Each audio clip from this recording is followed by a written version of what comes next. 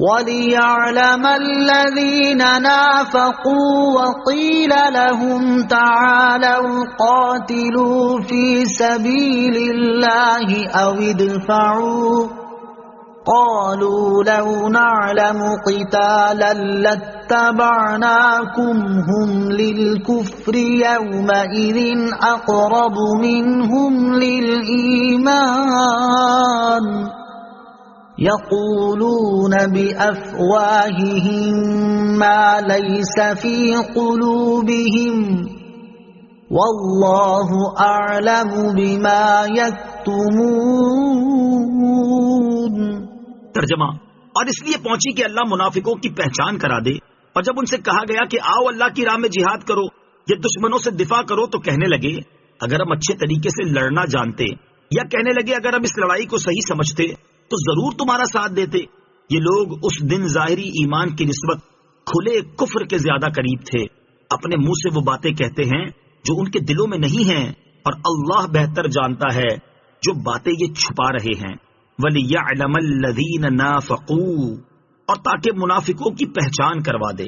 غزوہ احد میں مسلمانوں کے نقصان اٹھانے کی حکمتوں کو متعدد مقامات پر بیان فرمایا گیا ہے، جس میں بہت بڑی حکمت مسلمانوں اور منافقوں کے درمیان امتیاز ظاہر کرنا تھا۔ چنانچہ یہاں پر بھی فرمایا گیا کہ مسلمان لشکر کو میدان احد میں اس لیے تکلیف پہنچی تاکہ اللہ عز و جل لوگوں کو منافقوں کی پہچان کرا دے، کیونکہ منافقوں کی حالت یہ تھی کہ جب جنگ احد شروع ہونے سے پہلے عبداللہ بن ابی وغیرہ منافقوں سے کہا گیا کہ آؤ اللہ عز و جل کی راہ میں جہاد کرو، یا صرف ہمارے ساتھ مل کر ہماری تعداد بڑھاؤ جس سے ایک قسم کا دفاع مضبوط ہوگا، تو یہ منافق کہنے لگے کہ اگر ہم اچھے طریقے سے لڑنا جانتے، یا کہنے لگے اگر ہم اس لڑائی کو صحیح سمجھتے تو ضرور تمہارا ساتھ دیتے۔ ان منافقین کے بارے میں فرمایا گیا کہ در حقیقت یہ اس دن اپنے ظاہری ایمان کی نسبت کھلے کفر کے زیادہ قریب تھے۔ یہ اپنے منہ سے وہ باتیں کہتے ہیں جو ان کے دلوں میں نہیں ہیں، یعنی یہ منہ سے تو یہ کہتے ہیں کہ ہم مسلمان ہیں لیکن ہم جنگ کرنا نہیں جانتے،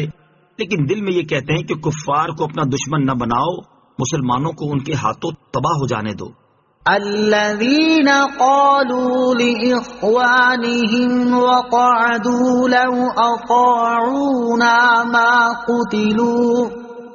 قل فادرءوا عن أنفسكم الموت إن كنتم صادقين۔